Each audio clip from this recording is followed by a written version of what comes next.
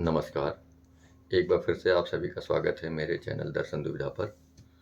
आज मैं आपको महाभारत के ऊपर लिखी हुई अपनी कुछ पंक्तियाँ सुनाऊँगा।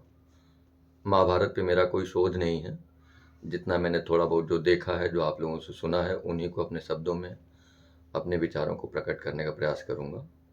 कविता का शीर्षक है रणभूमि की व्यथा। अब मैं इसको शुरू करता हूँ। 18 दिन बीत चुके हैं, महाभारत युद्ध समाप्त हो चुका है। सभी वीर अपनी वीरता का प्रमाण दे चुके हैं। यदि वीरता का प्रमाण और लक्ष्य यही है तो धन्य है वीरता। भूमि शवों से पटी हुई है। इन सबका बोझ लिए रणभूमि समय से अपनी व्यथा प्रकट करते हुए कहती है कि रणभूमि उवाच, दिवस अष्टदश बीत चुके हैं, अजब शांति चहुं ओर है। वीरों से भूमि खाली हो गई, लाशों का वन घनघोर है।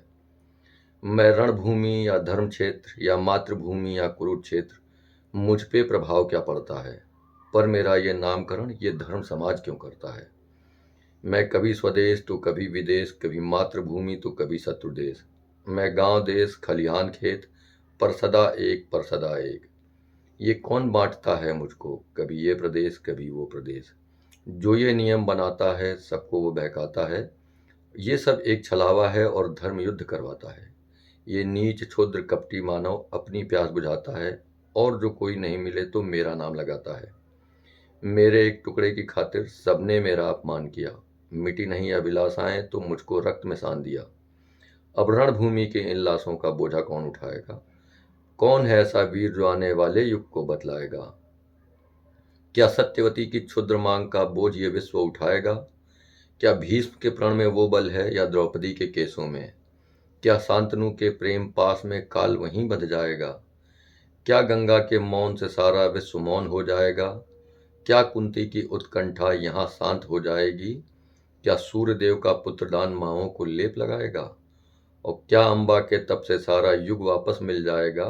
क्या गांधारी की आंखों की पट्टी में सब छिप जाएगा। क्या नेत्रहीन की अंधक्षुधा का पेट यहाँ भर जाएगा। क्या गुरु द्रोण की अभिलाषा सुत का पालन कर पाएगी। क्या अश्वत्थामा अमर भी होकर कोई संदेशा लाएगा। क्या सूत पुत्र की हीन भावना यहाँ तृप्त हो जाएगी। क्या भीमसेन की बलि भुजाएं इसका बोझ उठाएंगी। क्या धर्मराज की द्यूत पिपासा यहाँ शांत हो जाएगी।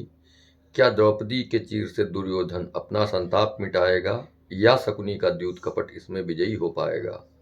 क्या वासुदेव की गीता का अर्जुन एकल अधिकारी है, और गांधार नरेश की कुपित कुटिलता क्या उन पे भी भारी है।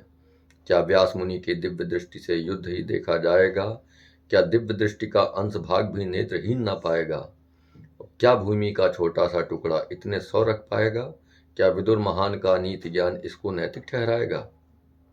समय उवाच, रणभूमि के इन प्रश्नों को यूं काल मौन हो सुनता है, मानो वो अपने ही भीतर एक नए युद्ध को बुनता है। भीष्म फंसे थे पितृमोह में, पांचाली अपने केसों में। फिर नेत्रहीन का क्या कहना, उलझा था सौ सौ पुत्रों में। कुंती की एक उत्कंठा तो पुत्रदान से मिटी नहीं, पर सूर्यदेव के पुत्रदान से जननी का मन हारा था। शकुनी का था प्रतिशोध अटल, और कर्ण वर्ण का मारा था। गुरु द्रोण के पितृमोह से शिष्यों का मन हारा था, और भीमसेन की बलि भुजाएं बस दुशासन पर भारी थीं। धर्मराज का क्या कहना, उन्हें द्यूत पिपासा प्यारी थी। अर्जुन को राह दिखाने को नटखट ने कितने जतन किए, फिर औरों को समझाने में आखिर कैसी लाचारी थी।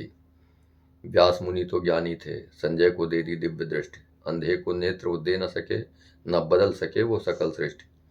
मानव का द्वैत उजागर है, इसमें ही उलझता जाएगा। इस द्वैत पास में फंसा जीव बस ऐसी ही गति पाएगा। कर ले वो कोई भी जतन, मृत्यु ही गले लगाएगा। ये भीष्म द्रोण, ये पार्थ भीम, ये धर्मराज और विदुर महान, ये दुर्योधन, ये दुशासन, ये नीच कुटिल कपटी मानव। संकल्प स्वातंत्र का जब अपने अत्यंत प्रमाद बढ़ाता है, जब जब इसके लोभ ज्वार से भूमंडल भर जाता है, जब अंतहीन हो अभिलाषाएं आंखों में भर जाती हैं, तब यही नीच कपटी मानव अपनी ही चिता सजाता है। इन लाशों की गणना करके तू क्यों बोझिल होती है। इन लाशों का बोझ तो सदियों तक अज्ञानी जी उठाएगा। कभी भीम वधे दुशासन को, कभी मारे राम दशानन को। तेरी छाती पर तो भावी युग भी लहू बहाएगा। ये सदा ही होता आया है और यूं ही होता जाएगा। तब त्रेता था, अब द्वापर है, कल कलयुग माना जाएगा। अपने हिस्से तो सदा सर्वदा एक छद्म विभाजन आएगा। आपने समय दिया, इसके लिए बहुत बहुत धन्यवाद।